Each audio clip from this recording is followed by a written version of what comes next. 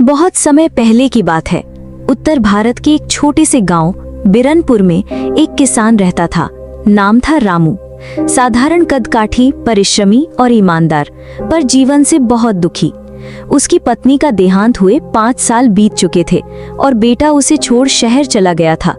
अब वह खेत, एक बैल और एक टूटी फूटी झोपड़ी के सहारे जीवन गुजार रहा था।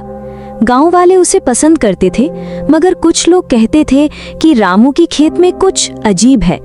रात को अक्सर वहां से अजीब आवाजें आती थी, जैसे कोई हंस रहा हो, कभी रो रहा हो, कभी जोर से पेड़ों में खड़खड़ाहट होती थी। कई लोग कहते थे रामू का खेत भूतिया है। रामू इन बातों पर कभी ध्यान नहीं देता था। उसे लगता लोग बातें बनाते हैं बस। मगर एक रात कुछ ऐसा हुआ जिसने उसकी दुनिया ही बदल दी। मान में तारे भी मानो डर के मारे छुप गए थे। रामू खेत में पानी लगाने गया था, क्योंकि वो जानता था कि सुबह तक फसल मुरझा जाएगी। वो अपने मशाल के सहारे अंधेरे में चलता रहा। तभी अचानक सर्र पीछे से एक आवाज आई, जैसे कोई घास पर घिसटते हुए आ रहा हो। उसने मुड़कर देखा, कुछ नहीं। फिर उसने अपने काम पर ध्यान लगाया, लेकिन आवाजें बढ़ती गईं। कोई हंसी, धीमी, रहस्यमयी। ठंडी हवा उसके रोंगटे खड़े कर गई। कौन है? रामू कांपते हुए बोला। कोई जवाब नहीं, मगर कुछ था। खेत के बीचों बीच पीपल का एक पुराना पेड़ था, जिसे गांव वाले भूत का डेरा कहते थे। उस रात वो पेड़ किसी दैत्य की तरह खड़ा था। तभी उसमें से एक परछाई बाहर निकली, लंबी, धुंधली और आंखें जलती हुई। रामू डर के मारे पीछे हट गया, मगर परछाई बोली, डर मत, मैं तेरा कुछ नहीं बिगाड़ूंगा। रामू की सांसें अटक गईं, लेकिन आवाज में नफरत नहीं थी, बल्कि पीड़ा थी। तू कौन है?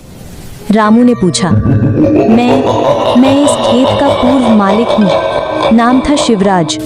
50 साल पहले इस गांव में अकाल पड़ा था। लोग भूख से मरने लगे थे। मैंने गांव वालों की मदद की, पर बदले में उन्होंने मुझे ही दोषी ठहरा दिया और मार डाला। मेरी आत्मा इस खेत से बंध गई। रामू अवाक रह गया। उसे यकीन नहीं हुआ कि वो एक आत्मा से बात कर रहा है, और वो आत्मा रो रही थी। क्या तुम मुझे मोक्ष नहीं दिला सकते रामू? भूत ने करुणा से पूछा।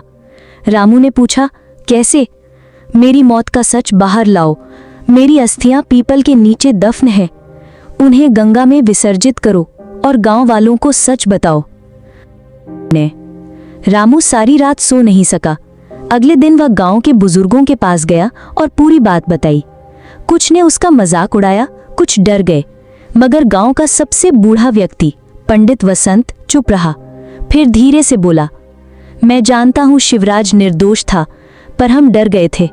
भीड़ का असर था, हमने गलती की थी। रामू ने पीपल के नीचे खुदाई की। सचमुच वहां एक कंकाल निकला। उसके गले में तांबे की तावीज थी, जिस पर खुदा था शिवराज।